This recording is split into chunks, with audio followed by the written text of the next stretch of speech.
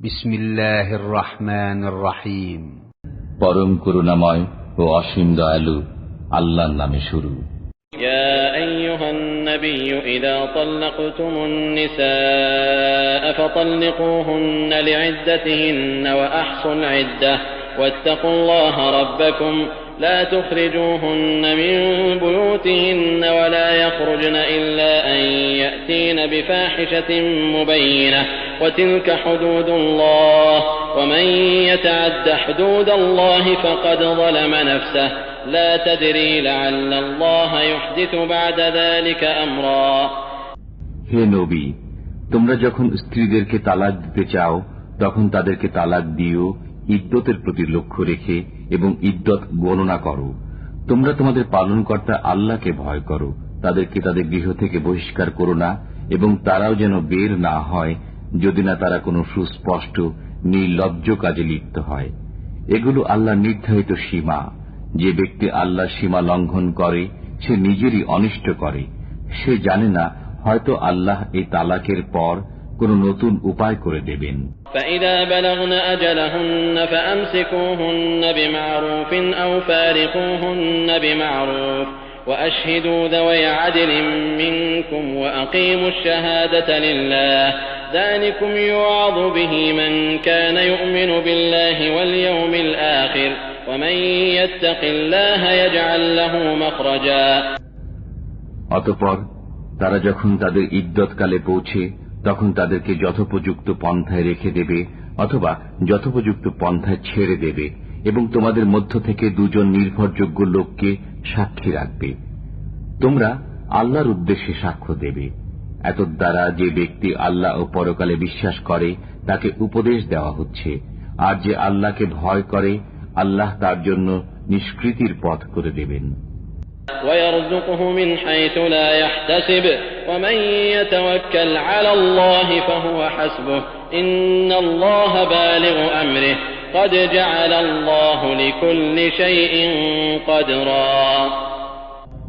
এবং তাকে তার ধারণাতীত জায়গা থেকে রিজিক দেবেন। যে ব্যক্তি আল্লাহর উপর ভরসা করে তার জন্য তিনিই যথেষ্ট। আল্লাহ স্বীয় কাজ পূর্ণ করবেনই।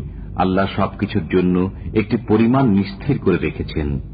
واللائي يئسن من المحيض من نسائكم إن ارتبتم فعدتهن 3 أشهر واللائي لم يحضن وأولاة الأحمال أجلهن أن يضعن حملهن ومن يتق الله يجعل له من أمره يسرا। তোমাদের স্ত্রীদের মধ্যে যাদের ঋতুবতী হওয়ার আশা নেই তাদের ব্যাপারে সন্দেহ হলে তাদের ইদ্যত হবে 3 মাস, আর যারা এখনো ঋতুর বয়সে পৌঁছেনি তাদেরও অনুরূপ ইদ্যতকাল হবে। গর্ভবতী নারীদের ইদ্যতকাল সন্তান প্রসব পর্যন্ত। যে আল্লাহকে ভয় করে আল্লাহ তার কাজ সহজ করে দেন। ذلك أمر الله أنزله إليكم ومن يتق الله يكفر عنه سيئاته ويعظم له أجرا। এটা আল্লাহর নির্দেশ যা তিনি তোমাদের প্রতি নাজিল করেছেন। যে আল্লাহকে ভয় করে আল্লাহ তার পাপ মোচন করেন এবং তাকে মহা পুরস্কার দেন। أسكنوهن من حيث سكنتم من وجدكم ولا تضاروهن لتضيقوا عليهن وإن كن أولات حمل فأنفقوا عليهن حتى يضعن حملهن فإن أرضعن لكم فآتوهن أجورهن وأتمروا بينكم بمعروف وإن تعاسرتم فسترضع له أخرى। তোমরা তোমাদের সামর্থ্য অনুযায়ী যেরূপ গৃহে বাস করো তাদেরকেও বসবাসের জন্য সেরূপ গৃহ দাও। তাদেরকে কষ্ট দিয়ে সংকটাপন্ন করো না। যদি তারা গর্ভবতী হয় তবে সন্তান প্রসব পর্যন্ত তাদের ব্যয়ভার বহন করবে। যদি তারা তোমাদের সন্তানদেরকে স্তন্যদান করে তবে তাদেরকে তাদের প্রাপ্য পারিশ্রমিক দেবে এবং এ সম্পর্কে পরস্পরে সংযতভাবে পরামর্শ করবে। তোমরা যদি পরস্পরের জিদ করো তবে অন্য নারী স্তন্যদান করবে। لينفق ذو سعة من سعته ومن قدر عليه رزقه فلينفق مما آتاه الله لا يكلف الله نفسا إلا ما آتاها سيجعل الله بعد عسر يسرا বিত্তশালী ব্যক্তি তার বিত্ত অনুযায়ী ব্যয় করবে। যে ব্যক্তি সীমিত পরিমাণে রিজিক প্রাপ্ত, সে আল্লাহ যা দিয়েছেন তা থেকে ব্যয় করবে। আল্লাহ যাকে যা দিয়েছেন তদপেক্ষা বেশি ব্যয় করার আদেশ কাউকে করেন না। আল্লাহ কষ্টের পর সুখ দেবেন। وكأين من قرية عتت عن أمر ربها ورسله فحاسبناها حسابا شديدا وعذبناها عذابا نكرا فذاقت وبال أمرها وكان عاقبة أمرها خسرا অনেক জনপদ তাদের পালনকর্তা ও তার রসুলগণের আদেশ অমান্য করেছিল।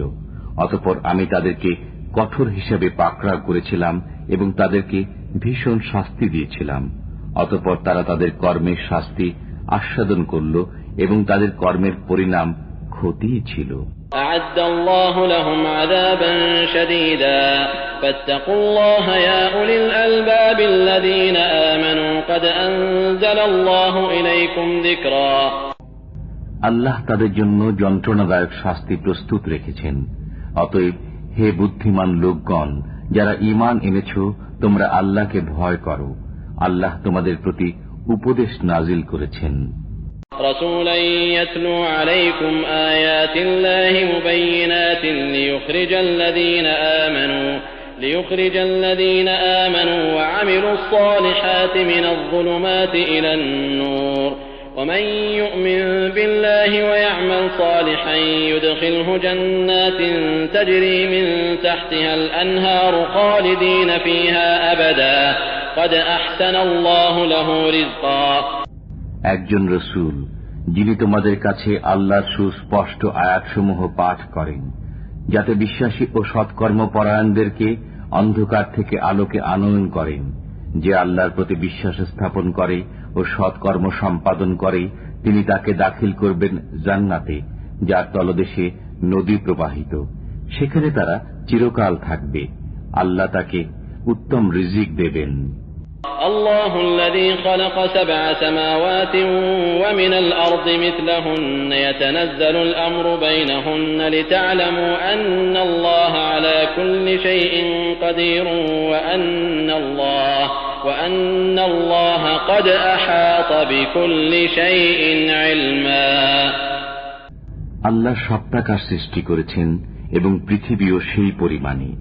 এসবের মধ্যে তার আদেশ অবতীর্ণ হয় যাতে তোমরা জানতে পারো যে আল্লাহ সর্ববিষয়ে সর্বশক্তিমান এবং সবকিছু তার গোচরীভূত।